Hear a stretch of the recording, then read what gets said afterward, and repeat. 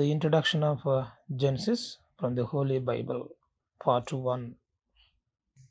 My dear friends, Genesis is considered to be the very first book of the Holy Bible. Out of the five books produced by Moses. In fact, Moses produced Exodus even before Genesis. Between 1500 and 1450 BC, Genesis was produced by Moses. This is called Genesis in Greek. In Hebrew, it is called Bereshit. Moses is the writer. It was produced between 1500 and 1450 BC when the Israelites had taken shelter at the plains of Moab in the wilderness. It consists of 50 chapters and 1533 verses. So I'm going to discuss the basic summary of these 50 chapters that are found in Genesis. This is what the introduction of Genesis. Genesis is called the book of beginning in the Holy Bible. It is the book of beginnings of everything in the Holy Bible. In English Bible, we find nearly 38,267 words. If we calculate the time in the years, the Old Testament is believed to have 4,000 years of history, and the New Testament is believed to have 100 years of history. So ultimately, the Holy Bible carries 4,100 years of history. And 2,286 years are found in Genesis, and 1,814 years of history is found in the remaining 65 books. So listen to me carefully. 4,100 years of history from Genesis to Revelation. And the Genesis alone carries 2,286 years of history. By the time of Joseph, more than half of the history is basically found in Genesis itself. And from Exodus to Revelations, we find 1814 years of history. The first 11 chapters in Genesis would carry 2000 years of history out of 2286 years of history. From Adam to Abraham, there are 20 generations which were discussed within these 2000 years of history. So listen to me carefully. There will be 20 generations between Adam and Abraham. If you see that there will be 10 generations between Adam and Noah, and there will be 10 generations between Noah and Abraham. So there will be 20 generations for 2000 years of history. It is found in the very first 11 chapters of Genesis. So the fifth chapter of Genesis will speak about these 10 generations of Noah. We see in the book of Genesis, Adam fathered Seth, and Seth fathered Enosh, and after Enosh it comes Canaan, and Canaan fathered Mahalalel, and Mahalalel fathered Jared. Jared fathered Enoch, and Enoch fathered Methuselah, and Methuselah fathered Lamech, and finally Lamech fathered Noah. This is the 10 generations of Adam. Among the children of Noah, Shem, Ham, Japheth, and from Shem, God called Abraham. I mean, from the lineage of Shem, Abraham was called. And there will be 10 generations from Shem to Abraham. And we see that Shem is the first one, If we see the 10 generations of Noah, we can say that Noah fathered Shem, and Shem fathered Akshanas, and Akshanas fathered Salah, and Salah fathered Eber, and Eber fathered Philip, and Philip fathered Ryan, and Ryan fathered Serub, and Serub fathered Nahir, and Nahir fathered Terach, and finally from Terach God called Abraham. These are the 10 generations of Noah to Abraham. 10 plus 10, 20 generations from Adam to Abraham, 2286 years. Almost 2000 years of history was seen up to Abraham, and the remaining 286 years of history was seen up to Joseph. Again and again, 93 years of history will be seen in Egypt. So that we will see 2286 years of history by the end of Genesis. And the remaining 1814 years of history will be seen in the rest of the Holy Bible. And let us see what is actually mentioned in the 50 chapters of this Genesis. At first, we will say life. So the life begins in the book of Genesis. And we will see that light begins, and also we see that the entire creation begins. And the man started taking life, and we will also see that the day of Sabbath starts. In fact, the day of Sabbath starts in Exodus. But when Moses has written Exodus, it was found that the fourth commandment of the Ten Commandments written by the own hands of God, which says that every seventh day of the week must be practiced the day of Sabbath. And we will also see that the creation of man and woman and their marriage life. So even the marriage begins in the book of Genesis. And we will also see that the beginning of sin and also the beginning of death. And we will also see that the physical death and the spiritual death. And we will also see that the beginning of the families and the beginning of the sacrifices and the beginning of salvation. The beginning of the nations and also the beginning of the languages are also found in the book of Genesis. So that these are all the beginnings. So for everything, the book of Genesis is the beginning. Therefore, it is called Genesis.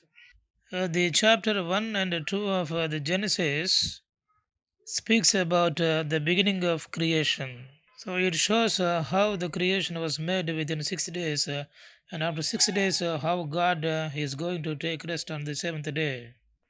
The creation was completed and done within the first chapter of Genesis, and in the second chapter, how man was created in the image of God carefully was explained clearly in the second chapter.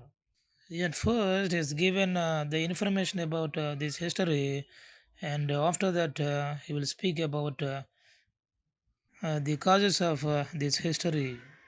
So, in the very first chapter, Adam and Eve were created. So, it shows how they were created and how they lived together unitedly with God.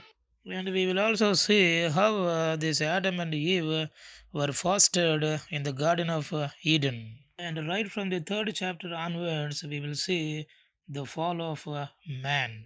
And this is one of the very, very important concepts of the Bible. And it will also show that how Adam was disobedient to God and became a sinner. And right from the fourth chapter onwards, we will see the extinction of the human race. And it will also show that how Cain murdered his brother Abel and how his life has gone useless and waste by God. When Cain has gone useless, when Abel was murdered, again God showed mercy unto Adam and he gave him Scythe. So here he has written clearly how Adam's generation is extended. And the people in those days waited for peace and answer from God. And we will also understand that in the beginning, the mortal span of those people used to be very, very high. And therefore, we understand that the mortal span of Methuselah is 969 years, the highest mortal span of the human race. And we see that Adam lived for 930 years, and Seth lived nearly 912 years, and Enoch lived 905 years, and Canaan lived 910 years, and Mahalalel lived 895 years, and Jared lived 1962 years, and Hanok lived 362 years, and similarly Noah. We'll understand that in the beginning God has given them a very, very long life. After Noah, the mortal span of the people was restricted. From that moment onwards, a man would live maximum 120 years. When all the people were destroyed by the tempest in those days at the time of Noah, God has extended the human race from the three children of Noah. And these three children are Shem, Ham, and Japheth. And out of these three, from Shem, Akshanas, Salah, Eber, Terah, Phileb, Ryan, Sarah, Nahor, Terah, and Abraham. And this is what the 10 generations of Noah. The father of Abraham, Terah, lived 205 years. And coming to the point of Moses, the mortal span of mankind was totally restricted to 120 years. At the time of Abraham, we will say 170 years of mortal span, and at the time of Isaac also, we will say 175 mortal span, years of mortal span. Even the civilizations started before Abraham itself, and we will see in the 11th chapter, God called Abraham. And we will also see that in the 11th chapter, the people have built the Tower of Babel against God at the time of Nimrod.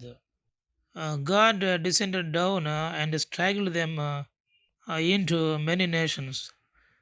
Therefore, their unique language is split into many other languages.